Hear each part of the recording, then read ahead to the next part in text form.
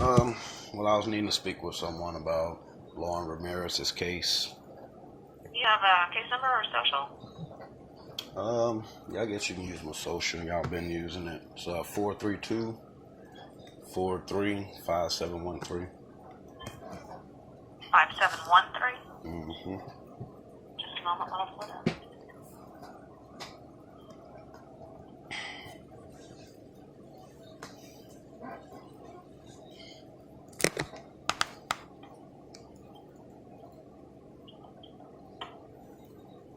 Your name? My name is Willie Rochelle. I may need to speak with Kimberly Keller. Seems like she's the only one that can speak with me about about Lauren's case. Let me see.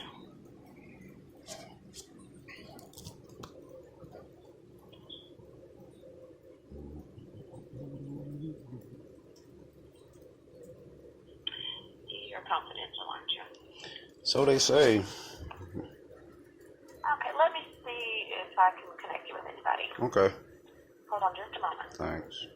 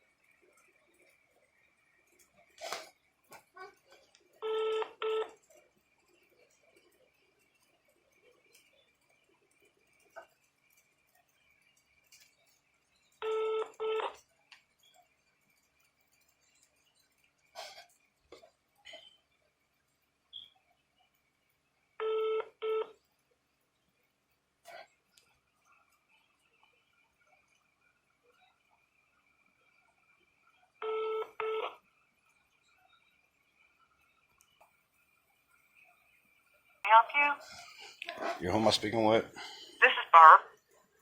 Barb. Yes. Okay. Are you able to speak with me about Lauren's case? Well, I mean, I'm in the legal department. How can I help you? The file is back here. Okay. Well, I had been given the money orders, and someone had emailed her, so she say, and said that the money orders are considered gifts. Who would you know anything about this email? I did not send that email. Do you know who would have sent it? Maybe. Let me see. Okay. Let me read a couple of her notes here just a second. Right.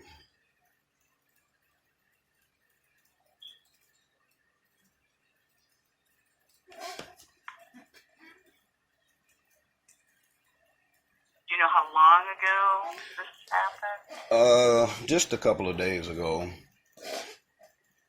Last money order I given her was, I would say, maybe a week ago, and I asked her to be sure to let you guys know, and she said she did, and someone sent her back an email saying that those were considered gifts and they won't be counted, so she won't be accepting them.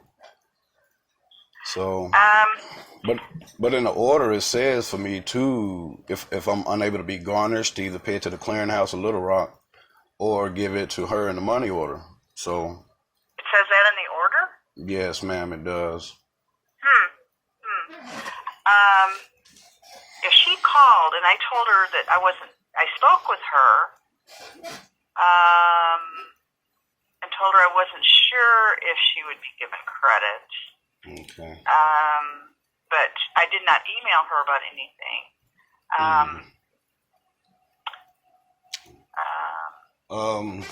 What's your last name, Barb? I don't think I've ever spoke with you. That's fine. My last name is Smith. Oh, okay. Yeah, I don't think we ever spoke. Yeah, I don't think so either. But so, I mean, that's your question about receiving. How much money have you given her in money orders?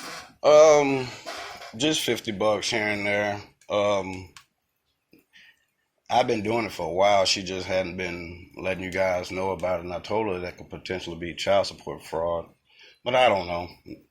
But again, I was just curious because again, that's the way that that's the only way that I can pay it right now. So I was just curious why someone would tell her that it won't be counted and they'll be considered gifts because now she don't want to accept anything. And Well, why can't you send it just to the clearinghouse then? I mean, I could, but I don't have a child with the clearinghouse. I figured it was natural support for the child that it could benefit the child quicker if I just give it to the mom. Yeah, I'm just going to try to pull up your order. I'm very surprised that it said that you could give her money orders. Well, it does because, well, this is the thing. She had hired an attorney after giving you guys permission to summons me and all that. And then she had hired an attorney. So it kind of put you guys back in the back seat. And the paternity of acknowledgement form that I have in my possession, it was sent back to me from you guys' home office in Little Rock because it wasn't notarized properly. With the rubber stamp, it was supposed to be notarized with each signature, but it wasn't. It was in the middle. So the contract that you guys are using to also suspend my driver's license is non-existent. So I don't understand, like, yes, okay, I'll pay the amount, whatever the order says, I understand that. But as far as me being sanctioned and penalized because of a contract, I don't understand how you guys are doing that when the contract is not even valid. I own it. I have it like sitting right in front of me. So you don't even have a copy of it as far as the original. I got the original like wet ink signed copy. So I'm just confused also about that. I want to speak with someone about having that lifted off of my driver's license because it's stopping me from the job that I do, I need to have a license. So. Well, and I don't know anything about that, matter that you're bringing up. The driver's license is handled through the caseworker deals with that. So you'd have to talk to the caseworker about the driver's license. But who's the caseworker? I hadn't really. They hadn't really. Leslie Giddens. Oh, Leslie. Okay. Yeah. So but. And the acknowledgement of paternity, the file was referred back to legal for contempt. So that so once Kim works it, we're going to go ahead and set a court date and everything. You can discuss all that with her when you go to court. But as far as the driver's license, Leslie would have to talk to you about that. Discuss what? I mean, is Ken working something now? I mean, I spoke with him. He said he's not working on the case at all. So. Who's he? Ken Osborne. Oh, no, I don't know who Ken Osborne is. I'm talking about Kim Keller, our attorney. Oh, I thought you said Ken. Kim, okay. No. Yes, yeah. So, And I mean, what is she working? I don't understand. All I'm trying to get her to do is accept what it is that I'm paying, and make me understand how you guys are penalizing me when I got the contract in my hand. Like, I mean, well, do you happen to have what? So you've got the order in front of you that says that you can pay her by a money order directly to her, a money order. Yes, do you have ma'am. that in your possession? I do.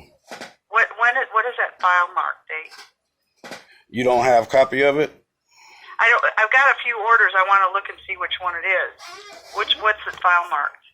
I have to go in the room and get it. I thought you said you had it. I mean, I got it in my possession.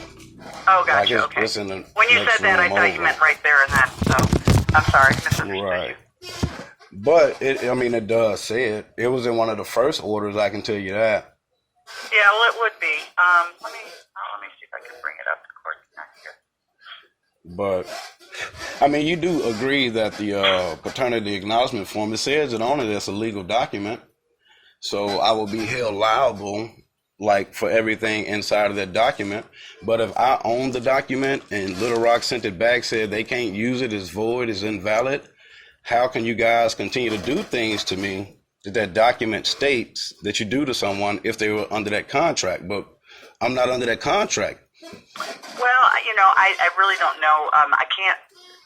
say anything off the top of my head. It could be that they got a different one. I just really don't know. They didn't. They asked for a different one, and I would have to sign it because it is voluntary. So I would have to sign it, and I was never involved in the signing of another one. Uh-huh. So I'm just so confused how they're suspending them. I'm not trying to sketch away from the order and the judgment, the money judgment, whatever.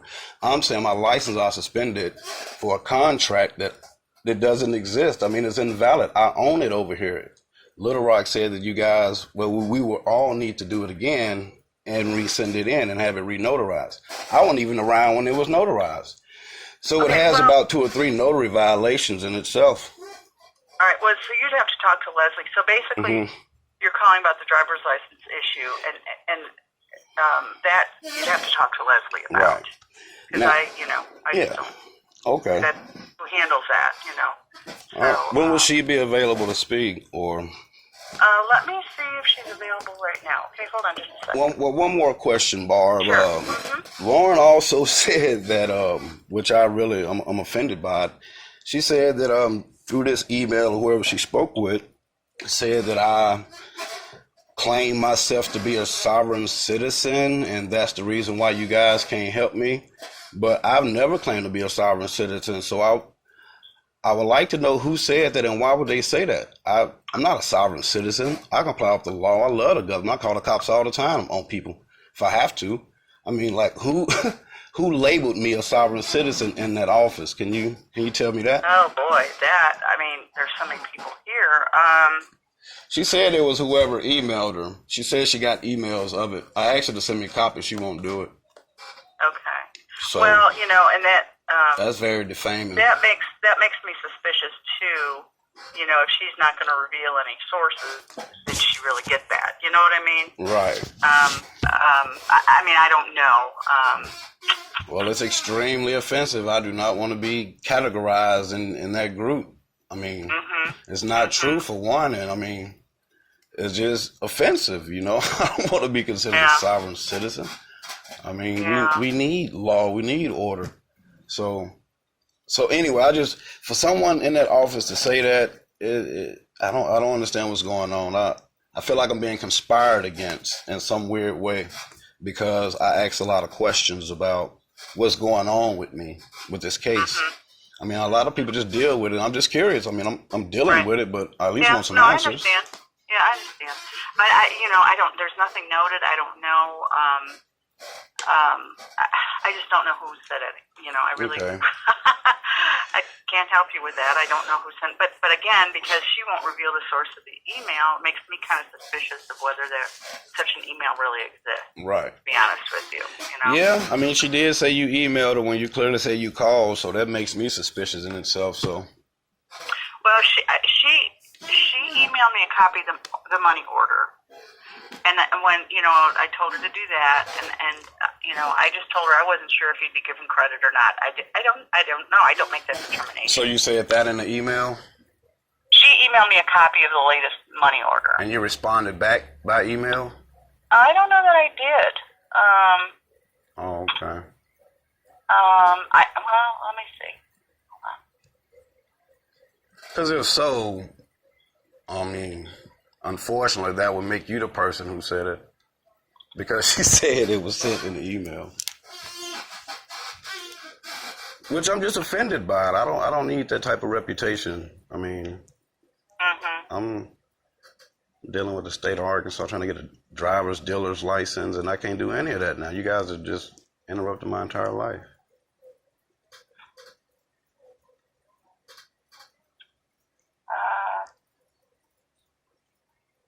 No, actually,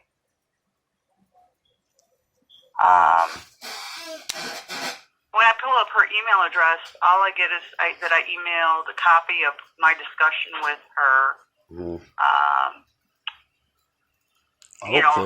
Basically that she was going to email that to me.